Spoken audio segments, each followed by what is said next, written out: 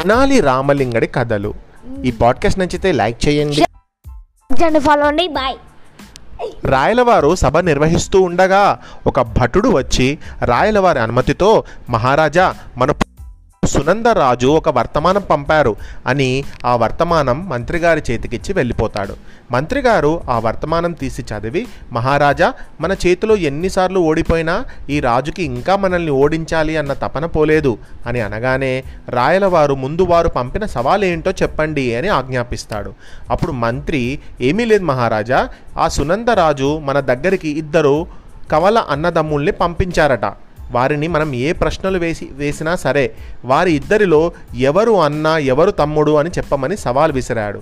అది మనం 3 రోజుల్లోపు చెప్పాలి మహారాజా అని చెబుతాడు.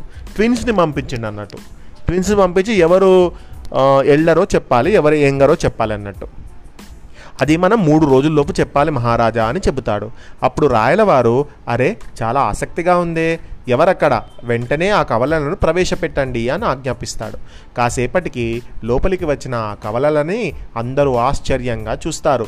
అరే వీళ్ళిద్దరూ ఒకేలా ఉన్నారేంటి, వారి వేషధారణ నడక కూడా ఒకేలా ఉంది, వీరిలో అన్న ఎవరో తమ్ముడు ఎవరో కనిపెట్టడం చాలా కష్టం అని ఆలోచించడం మొదలు పెడతారు. వారిద్దరూ లోపలికి వచ్చి రాయలవారికి ప్రణామాలు చేసి ఒక పక్కన నిల్చుంటారు. ఆ తర్వాత సభలో ఒక్కొక్కరుగా రకరకాల ప్రశ్నలు అడుగుతారు వాళ్ళిద్దరిని. వాటన్నిటికీ ఇద్దరు తడుముకోకుండా ఒకేలా సమాధానం చెప్తారు. అలాగే ఇద్దరిని కుడివైపుకు తిరగమంటే ఒకేసారి ఒకేలా తిరుగుతారు. ఎన్ని ప్రశ్నలు వేసినా కూడా వారిద్దరిలో అన్న ఎవరో తమ్ముడు ఎవరో కనిపెట్టలేకపోయారు.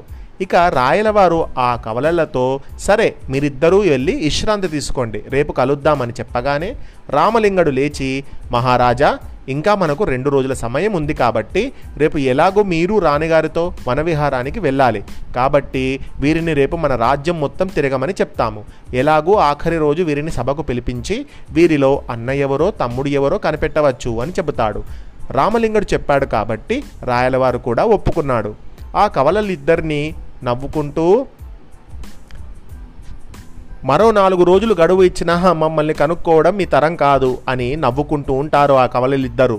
తర్వాత రామలింగడు వారిని తీసుకువెళుతూ, మీరిద్దరూ ఒకరి దగ్గర కాకుండా వేరువేరు చోట్ల మీరు నిద్రించాలి, మీకేమైనా అభ్యంతరం అయితే చెప్పండి అని అడగగానే సరే అని ఇద్దరూ ఒప్పుకుంటారు. ఆ రోజు రాత్రికి కవలల్లో ఒకడి దగ్గరేమో ఒక వేట కుక్కని కట్టేసి వాడు చూస్తుండగానే దానికి మాంసం వేయడంతో అది గట్టిగా అరుస్తూ వాటిని తిని బాగా అరుస్తుంది. అలాగే ఇంకొకరి దగ్గర రాయలవారి పెంపుడు వేట కుక్కని వాడి పక్కనే ఆ రాత్రంతా ఉంచుతారు.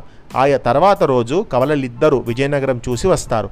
ఈ రోజు రాత్రి కూడా ఒకడు చూస్తుండగానే వేట కుక్కని ఒకడిపైకి వదులుతారు. ఆ వేట కుక్క వెళ్ళి వాడిని పట్టుకొని కరవడంతో వాడు భయంకరంగా అరుస్తాడు. ఇక ఇంకొకరి దగ్గరికి పెంపుడు వేట కుక్కని తీసుకువెళ్ళి వాడి ముందే దానికి ఆహారం పెట్టడంతో అది తోక ఊపుతూ మెలికలు తిరుగుతూ ఆడుకోవడం చూసిన ఆ కవలల్లో ఒకడు కూడా దానితో కాసేపు ఆడుకుంటాడు. ఇక 3వ రోజు ఆ కవలల్లో ఎవరో కనుక్కోవాల్సిన సమయం. రాయలవారు అందరూ సభకు విచ్చేస్తారు. ఆ కవలలు ఇద్దరూ వచ్చి నిల్చుంటారు. మళ్ళీ సభికులంతా రకరకాల ప్రశ్నలు అడిగినా వారు ఒకేలా సమాధానం చెప్తూ ఉండడంతో ఇంకా ప్రశ్నలు అడుగుతూ ఉంటారు. ఆ సమయంలో హఠాత్తుగా ఒక భటుడు వచ్చి, మహారాజా, మన వేట కుక్క తప్పించుకొని సభలోకి వస్తుంది అని చెప్తుండగానే ఒక వేట కుక్క ఆ కవలలపైకి వేగంగా రావడంతో అందులో ఒకడు, అరే తమ్ముడు, నిన్ను కరుస్తుందిరా, పక్కకు వెళ్ళు అని వాడిని నెట్టి తన పరుగు పెడతాడు. ఆ తర్వాత ఆ వేట కుక్క తమ్ముడి దగ్గరకు వెళ్ళి వాడి కాళ్ళ చుట్టూ తిరుగుతుంది. వెంటనే భటుడు వచ్చి ఆ కుక్కను తీసుకొని వెళ్ళిపోతాడు. వెంటనే రామలింగడు లేచి, వారిలో పారిపోయిన వాడు అన్న అని, అక్కడే నిల్చున్నవాడు తన తమ్ముడని చెబుతాడు.